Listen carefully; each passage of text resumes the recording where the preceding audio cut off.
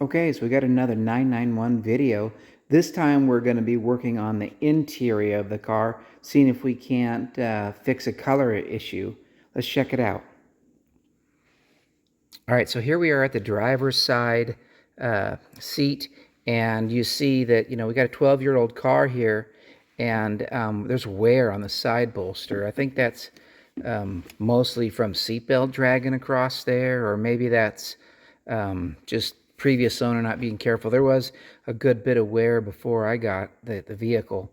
There's a right way to get into a car like this that's low to the ground, and you should always kind of tuck in sideways and spin to try to prevent that side bolster wear. But anyway, we've got wear. We're going to see if we can't fix it. So I know there's shops that do this. There's one locally in my town, but I'm just like to do things myself if I can, and so I'm just going to try it. So we'll see how this goes.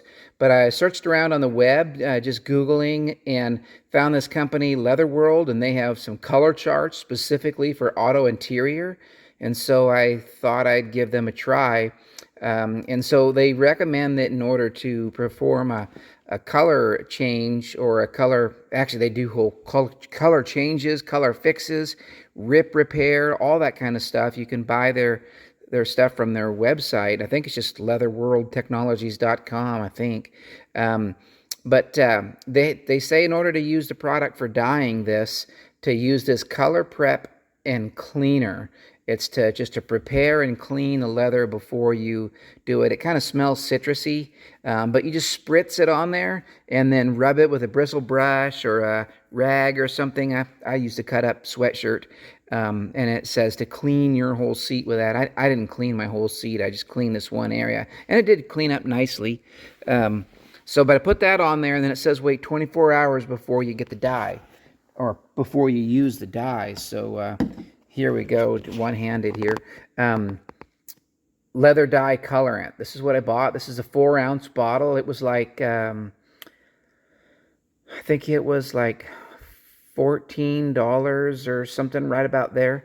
And the cleaner was about the same. So I think this whole order was like 30 or 40 bucks for these two items. But this one is color matched to P218. They've got color charts for automobiles, and so I selected Porsche, and there were two colors I could tell just kind of by eye looking at the computer screen that one of them was my color, and I just brought my cell phone to the car here and tried to do a match. That's questionable at best, probably, but I came up with this color. Light gray is what it was called, P218. The interior code for my car officially is a BV, Bravo Victor, and but they didn't. That color code or interior code didn't translate to their site.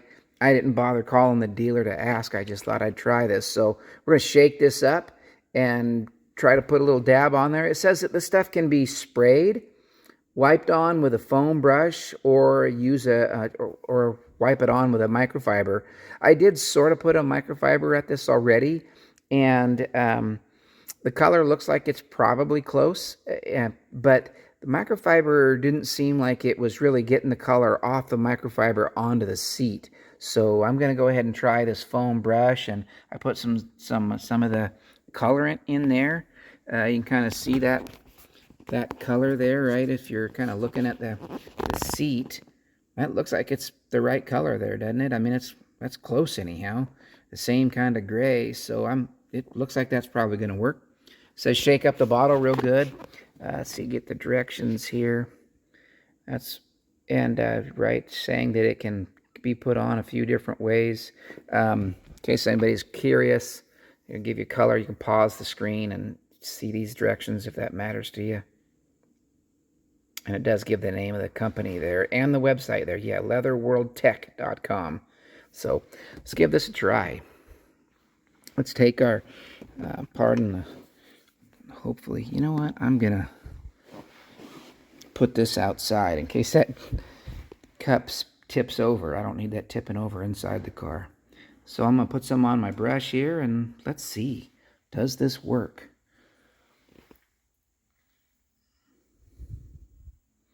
And this is a little bit tricky, trying to hold this view for you just right, but then also looking at my seat. So May put this phone down just so I can get this right, but it looks like it's working though, doesn't it, guys? Looks like it's kind of doing the thing. So I'm gonna put the phone down for a minute, and I'll come back to you after I check this out a little more. So it is definitely a good color match. I mean, you can tell glossiness there from what's wet and what's dry, right? Like up here, I didn't put any paint, but obviously there I did. You can tell it's wet. But I mean, that's a good color match for just picking off of a website. Now it says to put it on several light coats, like any kind of painting. Several light coats is better than one heavy coat. So you see that it actually laid down a little nicer right through here. It's kind of got a rub mark. But as I worked with the foam brush, it started to remove dye that was on there. So I kind of put on a little heavy, and then I was kind of working it in and spreading it out. And then it started kind of taking my product away in that area. But that's okay. I'm going to come back with it in another coat. I would rather kind of have it go on light. In fact, I might even just very gently work that with a microfiber. Probably should have put some masking tape along this edge here. I actually was kind of looking at just taking that off earlier. The side airbag is hidden behind there. And I didn't want to break any plastic tabs or whatnot. So I ended up kind of looking at it a bit and then decided it wasn't worth going too far. All right, so I want to show you this. So I put a second coat on there. Now I'm taking the microfiber and I'm just doing this, right? I'm just daubing, just not wiping. I put it on with the foam brush, right, in my cup there.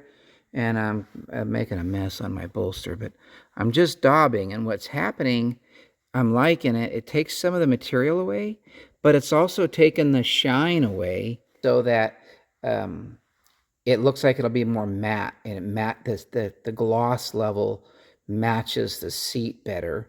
But this is really improving by putting on let it dry for like 5 minutes, put on another coat, and then it actually looks great, but it looks like it's too heavy, right? It almost gives me a look of having been painted, because it was.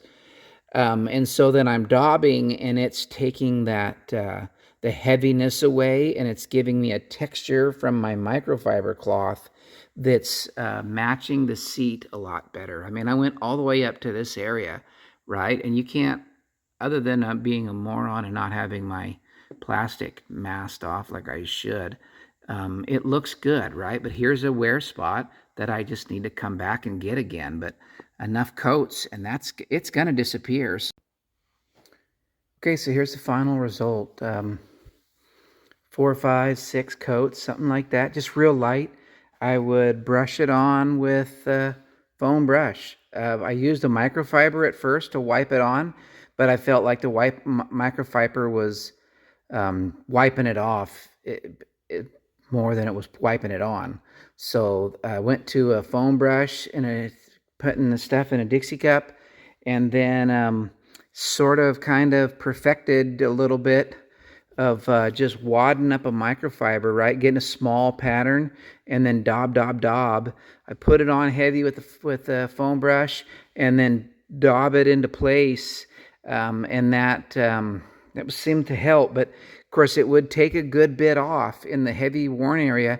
It would take a good bit of the stain back off when I would daub it. So I started to let it dry a little better, and then I got a regular hair dryer would be better, but I put my heat gun on slow, kept it back a good ways, probably 10 inches away from the seat on low setting, and try to dry the dye in there, and then daub it, and just kind of worked it, like you would any kind of paint job. Fan it out beyond your work area, and I think it turned out perfect. I mean, it's much better than it was. There was some small area down here that had a little, right on the ribbing on that edge, it was wore out, and I just kind of did a little, like a dab kind of thing with the foam brush, and in that there was a total wear spot right here, and it is not anymore.